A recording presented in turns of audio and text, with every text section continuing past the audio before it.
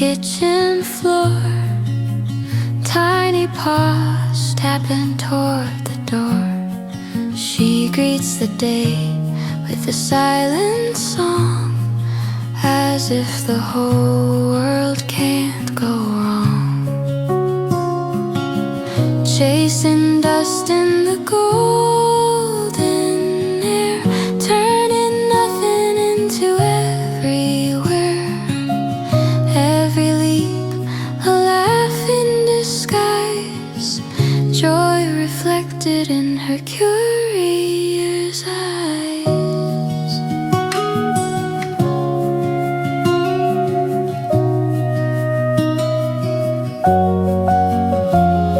The clock forgets how fast it spins when her soft purr of living begins. No grand design, no need for more, just love in the space we both explore.